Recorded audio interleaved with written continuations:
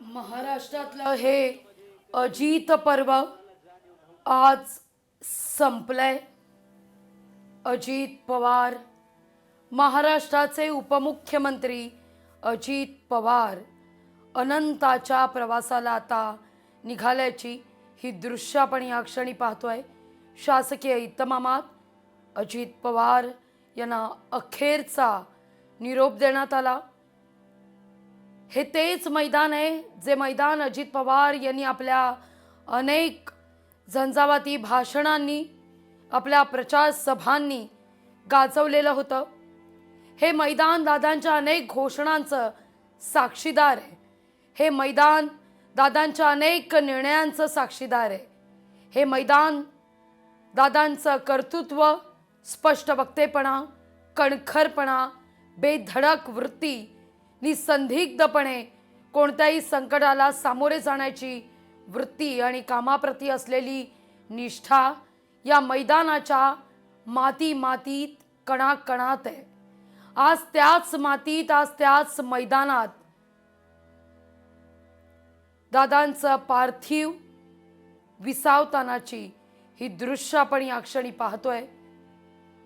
महाराष्ट्रातलं या निमित्तानं अजित पर्व आज संपलंय आणि महाराष्ट्राचे लाडके दादा अनंताच्या प्रवासाला आज निघाले. दादांचा तो रोड शो अजूनही आठवतो, जो मनपा निवडणुकी दरम्यान दादांनी पुण्याच्या रस्त्यांवर केलेला होता. ही दृश्य आपण पाहतोय. एकीकडे दादांचा परिवार, पवार कुटुंबीय, तर दुसरीकडे दादांचा राष्ट्रवादीचा हा परिवार अत्यंत भावुक. अरे बेट्यानो, इतक्या लवकर मी काय जात नसतो तुम्हाला सोडून. हा, मला बी अजित पवार म्हणतात. पण गऱ्यांनो, नियतीचा खेळ बघा. खरंच आज माझा हा प्रवास इथंच थांबतोय. मी नेहमी म्हणायचो, राजकारण आपल्या जागी आहे, पण काम महत्वाचं. लोकांनी मला कामाचा माणूस म्हटलं, तीच माझ्या आयुष्याची सर्वात मोठी कमाई होती. आज निरोप घेताना मन खूप जड आहे, पण एक समाधान आहे की शेवटच्या श्वासापर्यंत मी तुमच्यासाठीच धावत होतो. मी तुम्हाला शब्द दिला होता, जोपर्यंत माझे हातपाय चालतात तोपर्यंत तुमचं भलं करण्यासाठी मी झटत राहीन. नियती बघा कशी असते. आज माझ्या हक्काच्या बारामतीच्या मातीत तुमच्या सेवेसाठी येत असतानाच माझे हातपाय कायमचे विसावले. पण मला अभिमान वाटतोय की मी रिकाम्या हाताने नाही, तर तुमच्या कामाची फाईल छातीशी धरूनच या जगाचा निरोप घेतोय. शेवटच्या क्षणीही माझ्या डोळ्यासमोर फक्त तुमचा चेहरा होता. माझा स्वभाव थोडा रोखठोक होता. कधी कुणावर ओरडलो असेल, कुणाचं मन दुखावलं असेल, पण माझ्या त्या रागामागे फक्त एकच तरफड होती की माझ्या सामान्य माणसाचं काम झालं पाहिजे. सत्तेसाठी नाही, तर तुमच्या हक्कासाठी मी नेहमीच दादा म्हणून उभा राहिलो. आता मी निरोप घेतोय, पण महाराष्ट्र थांबता कामा नये. माझी जबाबदारी आता मी तुमच्यावर सोपवतोय. राजकारण करा, पण विकासाची गती थांबू देऊ नका. जाता जाता माझ्या शैलीत डोळे पुसून शेवटचं सांगतो, आता रडत बसू नका. उठा आणि कामाला लागा. माझा महाराष्ट्र आपल्याला अजून खूप पुढे न्यायचा आहे. तुमचाच कामाचा माणूस अजितदादा पवार.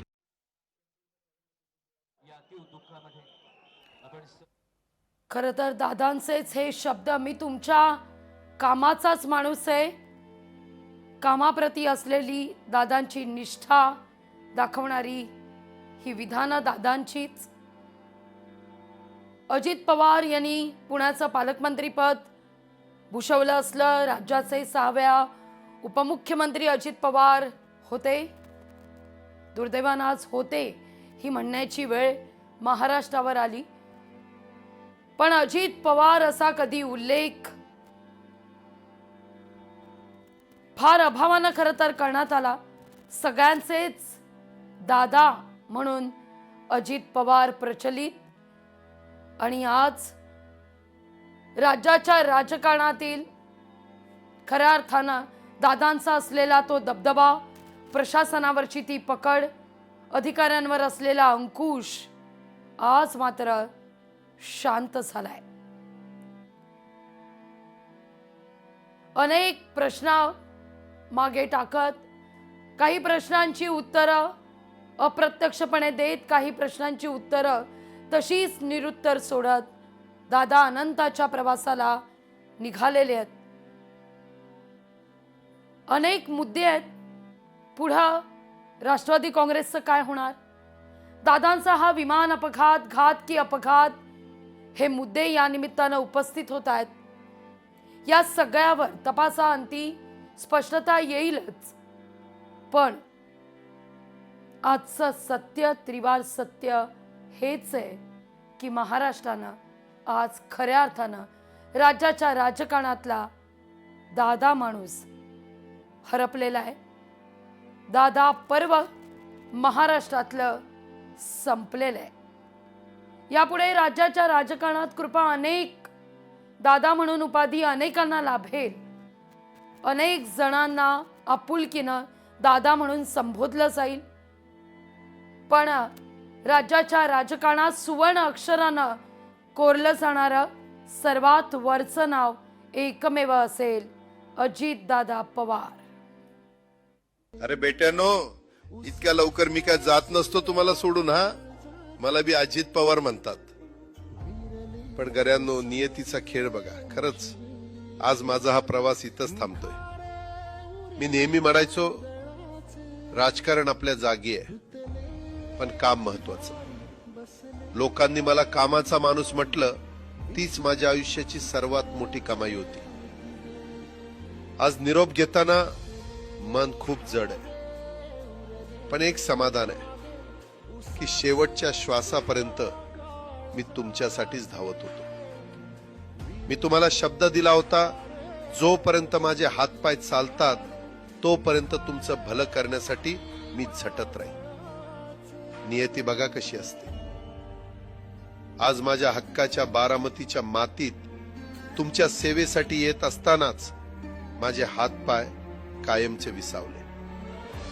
पण मला अभिमान वाटतोय की मी रिकाम्या हाताने नाही, तर तुमच्या कामाची फाईल छातीशी धरूनच या जगाचा निरोप घेतोय. शेवटच्या क्षणीही माझ्या डोळ्यासमोर फक्त तुमचा चेहरा होता. माझा स्वभाव थोडा रोखठोक होता. कधी कुणावर ओरडलो असेल, कुणाचं मन दुखावलं असेल, पण माझ्या त्या रागामागे फक्त एकच तरफड होती की माझ्या सामान्य माणसाचं काम झालं पाहिजे. सत्तेसाठी नाही, तर तुमच्या हक्कासाठी मी नेहमीच दादा म्हणून उभा राहिलो.